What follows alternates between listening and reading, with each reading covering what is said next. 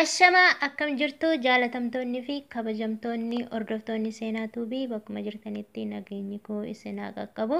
Hadda viidiyoo biraa qabadhee isinii deebi'ee jira. Viidiyoo kana Facebook irratti argee baay'ee tokko jechuun na gaddisiise. Ijoollee Saudi Arabiyaa keessa jiraatan jechuudha. Mucaan amma suuraa irratti argitan kun Saudi Arabiyaa keessatti osoo shorxaa jalaa fiigu yookaan poolisii jalaa fiigu makiinaan dhahee lubbuun isaa darbee jira jechuudha. Baay'ee tokko nama gaddisiisa dhugaa dubbachuuf jechuudha. Ani maal isin jechuu barbaade dubartii illee ta'ee dhiira jechuudha.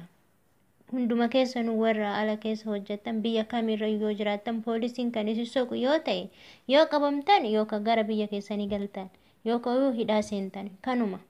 Hidhaloo seentan hidhaa keessatti hin hafta waan ta'eef shorxaa jalaa fiiguu akkanatti lubbuu keessan dhabu jechuun baay'ee tokko nama gaddisiisa jechuudha. Dhugaa dubbachuu jechuudha.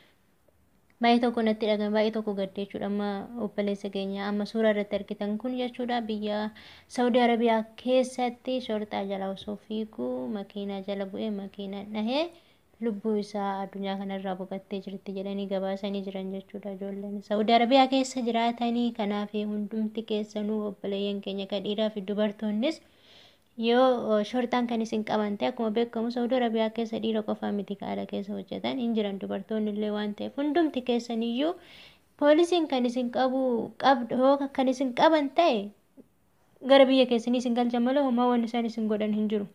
Lubbuu keessan hin dhabdanii nama gaddisa jechuudha. Dhugaa baay'ee gaddee waan jedhu illee na wallaalchisa jechuudha. Mucaa kana makiinaa jala bu'ee sababa poolisii jalaa fiigutti lubbuu isaa dhabuu jechuun baay'ee tokko nama gaddisiisa.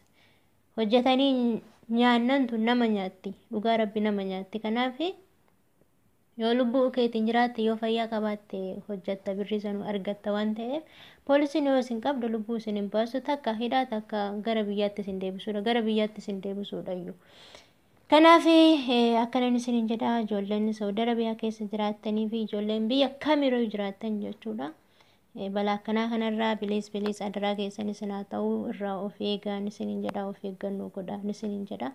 Yoo ajaju malleeni ajajallee ta'uu amma sababni shorxaa jalaa fiiguuf makiina jala bu'eedha wanni jedhamu kana firoottan isaa maatii isaa isa rabbiin nama jannataa isa haa godhu lubbuu isaa haa maaru firoottan isaa immoo jajjabina haa kennuufiin jedha.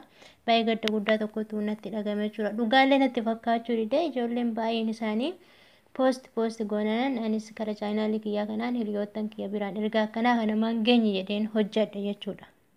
Akkasii nama jechuun dhugaa ta'uu isaa maal isaa ta'uu kan waa Facebook kun baay'ee nama hin hubachiisu waan ta'eef irratti ilaalee kan makiinaan dhahee suuraa isa makiinaan dhahee fi isa lubbuun du'ee fi isa jiraa kan wal bira qabanii poost godhanii baay'ee tokko nama gaddisiisa jechuudha. Kanaaf